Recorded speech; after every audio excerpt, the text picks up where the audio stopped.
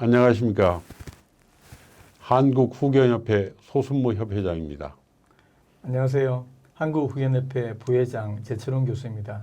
생명보험사회공헌위원회와 교보생명이 후원하는 미리 준비하는 즐거운 노후 강의 시간입니다.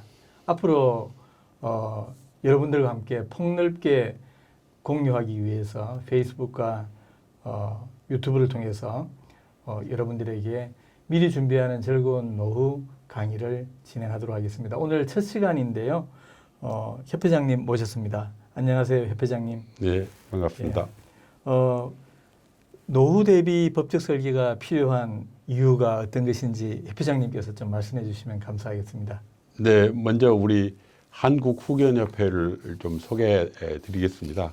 한국후견협회는 2017년 후견 전문 변호사, 법무사, 사회복지사, 세무사 등 그리고 교수 학자님들이 후견 제도의 발전과 제도 정착을 위해서 만든 사단법인입니다. 우리 한국후견협회는 지난 2018년 제5회 세계 성년 후견대회를 서울에서 성공리에 개최를 했고요.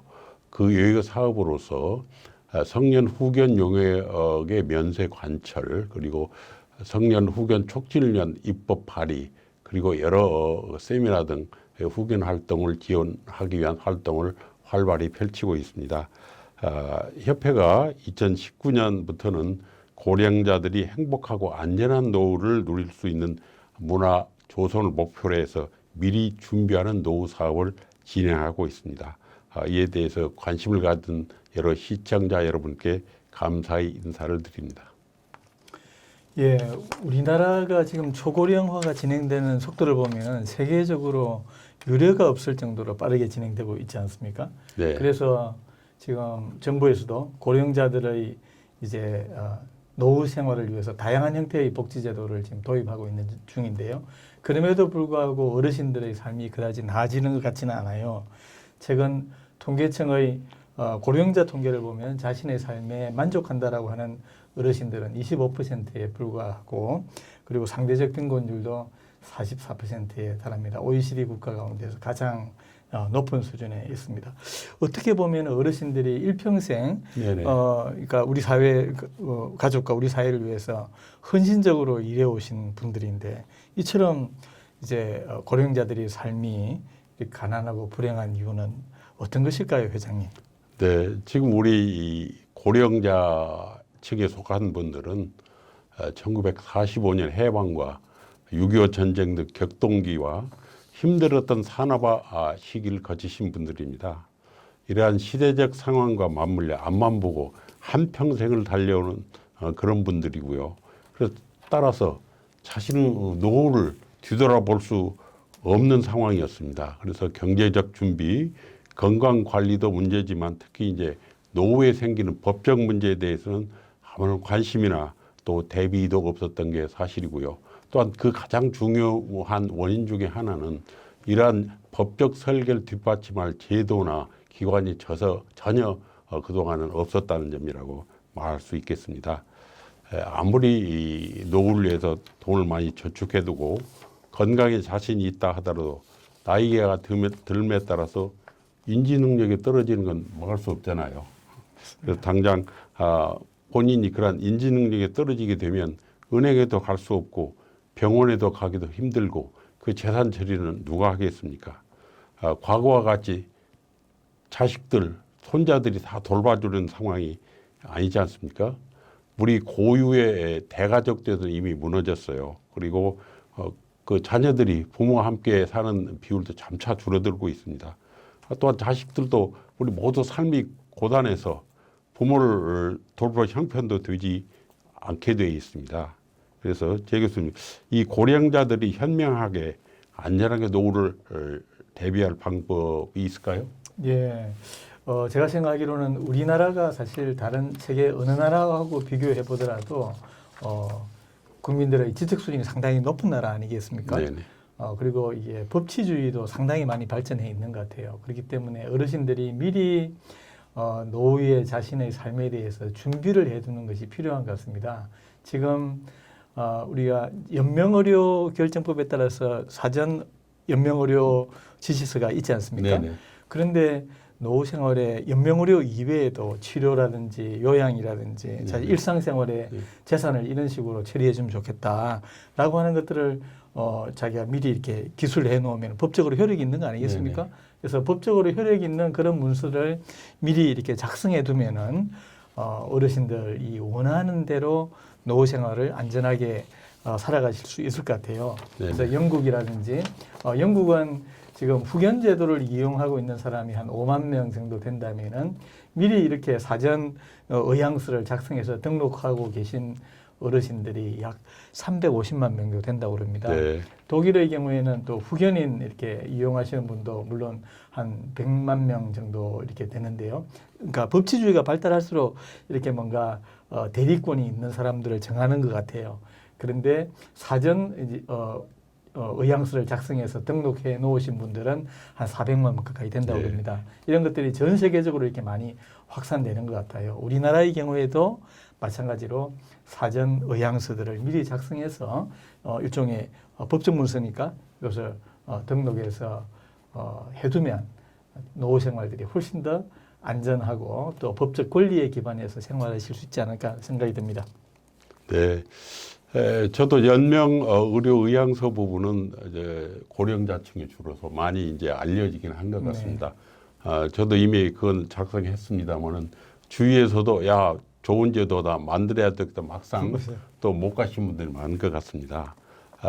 교수님 말씀대로 고령자도 쉽게 미래를 대비해서 믿을 수 있는 사람에게 나의 일을 미리 맡겨둔다면 크게 안심이 될 것 같습니다.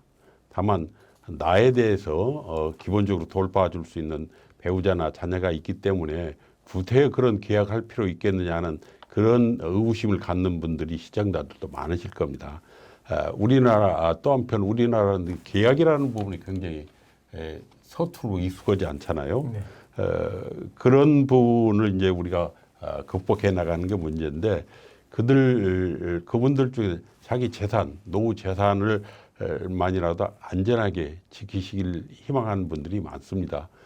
요즘 보면 부모가 인지 능력이 떨어지면 자녀들이 부모 재산을 함부로 빼나가는 일이 빈번하게 일어나고 있잖아요. 그래서 그 노후에 자기 자산을 제대로 관리하는 신탁 이 제도를 활용하는 부분이 관심을 끌고 있다고 하는데 그 부분에 좀 말씀해 주실까요? 신탁은 가장 기본적으로는 자기 재산을 다른 사람 명의로 이렇게 바꿔놓는 거예요. 우리가 은행이라든지 또는 믿을 수 있을 만한 공공기관 또는 공익법인 이런 곳에다가 내가 나중에 판단 능력이 떨어지더라도 나를 위해서 이런 식으로 돈을 써달라라고 이렇게 맡겨두면은 그러니까 맡은 사람을 우리는 수탁자라고 이야기하는데 수탁자가 맡긴 사람, 즉 위탁자가 되겠죠. 위탁자가 원하는 대로 돈을 이렇게 다 이렇게 쓸 수 있는 방법입니다. 이렇게 되면은 이렇게 신탁을 해놓으면은 다른 사람은 그 재산을 전혀 손을 못 대는 거잖아요.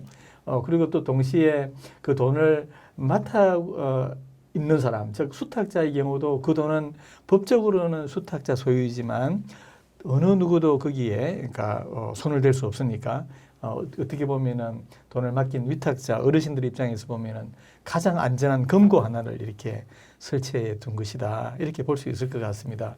그런 제도를 많이 활용하면은 좋을 것 같아요. 그렇게 하기 위해서는 신탁 계약서를 작성해서 그 계약에 따라서 이제 가지고 있는 재산을 이렇게 맡기는 그런 시스템들을 빨리 좀 활용하시면 좋을 것 같습니다. 네, 신탁이 아주 생소한 분야인데 아직도 신탁 제도를 활용하게 되면 자기 자식 또 배우자 혹은 내 채권자도 함부로 손을 못 대게 되는 그런 네. 제도잖아요. 네. 그런데 다만 우리가 신탁이라는 걸 아직은 생소하고 큰 자산가들이 은행이나 신탁 회사를 통해서 이게 가능한 것으로 이게 믿고 있어요. 그런데 집 한 채가 한 채밖에 없는 분이나 소규모 자산을 가진 분들도 자신의 노후에 재산을 지키기 굉장히 중요하잖아요. 네. 그분들도 신탁을 활용할 수 있는 방법이 있을까요? 네. 우리가 흔히 신탁, 회장님께서 말씀하신 것처럼 신탁은 금융기관에 하는 것이 신탁이라고 되게들 많이 생각하고 있는데요. 금융기관은 사실은 맡기는 재산이 액수가 상당히 좀 많아야 신탁이 되는 거지 않습니까? 그런데 신탁은 4인 간에도, 그러니까 쉽게 말씀드리자면은 그냥 비영리 공익법인에게 신탁을 해도 상관이 없습니다. 네. 그것도 법적으로 유효한 것이죠. 그래서 지금 현재 발달장애인들의 경우에는 발달장애인들의 재산 관리를 네. 지원하기 위한 서비스를 지금 도입하려고 지금 정부에서 많이 노력을 하고 있지 않습니까? 그 경우도 은행에 맡기는 것이 아니라 비영리 공익법인이나 혹은 이제 공공기관에 그 재산을 이렇게 맡겨두는 거죠. 그래서 어르신들이 집 한 채 가지고 있으면은 주택연금을 근데 들고 주택연금에서 매달 나오는 돈을 신탁을 해두면은 그러니까 그 돈을 어르신을 위해서 안전하게 이렇게 쓸 수 있는 방법이 있을 것 같습니다. 그래서 저희가 이제 노후 대비해서 어르신들이 필요한 법적인 설계가 상당히 중요하지 않습니까? 이제까지 우리가 네네. 노후 대비라고 하면은 경제적으로 돈을 어떻게 모을까 이 부분만 생각했는데 돈을 많이 모아 놓으셔도 나중에 이제 스스로 그러니까 결정하기 어려운 그런 지점이 오지 않습니까? 그럴 때 법적인 설계가 필요한 것 같습니다. 그래서 저희가 앞으로 이 시간을 통해서 11개의 영상을 만들어 가지고 그 방법이 어떤 것인지 보다 더 구체적으로 소개해 드릴 예정입니다. 네. 그 회장님, 노후를 대비해서 이제까지 많은 사람들이 경제적인 어떤 대비가 필요하다라고 하는 이제 이야기들이 많았었는데 저희들은 법적인 대비, 법적인 설계가 빠지면은 경제적인 대비를 해놓은 것이 이게 그야말로 무용지물이 될 수 있다 이렇게 생각하고 있지 않습니까? 네네. 그래서 그 부분 조금 말씀해 주시면 감사하겠습니다. 이미 말씀드렸다시피 노후에 의사 능력이 떨어져서 내 재산을 지키면서 나를 위해서 쓸 수 있는 것도 꼭 필요한 제도고요. 또 신탁도 여러 그 은행 금융기관 신탁도 있지만 공익 신탁 뭐 다른 제도가 발전하고 있지 않습니까? 네. 앞으로 관심을 기울이는 게 중요할 것 같습니다.